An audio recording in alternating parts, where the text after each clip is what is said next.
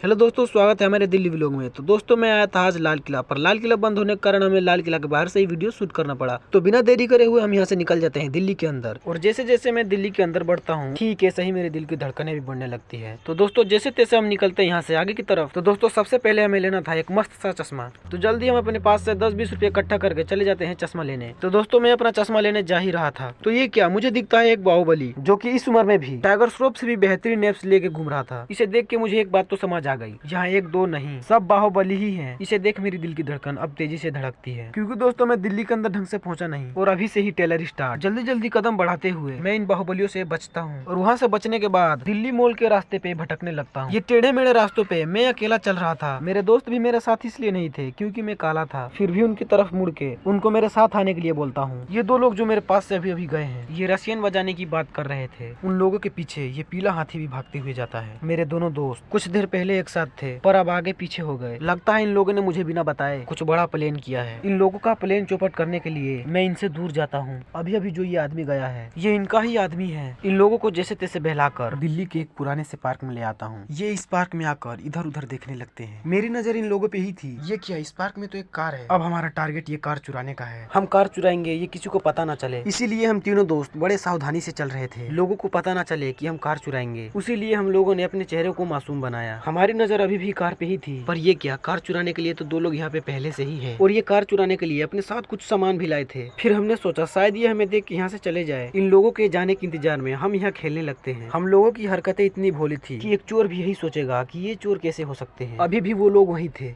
हमारा plan fail होते ही मेरे दोनों दोस्त करने लगते हैं। इन लोगों का काम खत्म हो इतना मैं यहाँ से जाने लगता हूँ। फिर मैं अपने साथ आने के लिए इन लोगों को भी आवाज देता हूँ और मैं आवाज इसलिए देता हूँ क्योंकि आगे हमें कुछ और भी चुराना था। तो दोस्तों मैं पार्क के इधर उधर इसलिए देख रहा था क्योंकि हमारा टारगेट इधर ही था। ये सुनने के बाद मेरा दोस्त दौड़ने लगता है। कार को ना चुरा पाने का गम मेरे दिल में अभी भी था। फिर भी जैसे तैसे अपने दिल को मनाकर मैं यहाँ से बाहर निकलता हूँ और हम तीनों अपने मिशन पे जाते हैं। और बाहर निकलते ही लोग हमें देखकर भागने लगते हैं। आखिर हमने इनका क्या चुरा लिया जो हमें देखकर भाग रहे हैं। कुछ देर के लिए हम तीनों सोचने लगते हैं आखिर हमारे साथ हो क्या रहा है। और लोग भी हमें ऐसे देख रहे हैं जैसे हमने इनका बटुआ चुरा लिया हो। फिर भी हम इनसे जैसे तैसे निपट कर आगे की ओर बढ़ते हैं। मेरा दोस्त हैंडसम दिखने के लिए बार बार चश्मे को ठीक कर रहा है। तभी दो लोग हमें पीछे से आवाज देते हैं, कह रहे थे नाक कान छिदवा लो।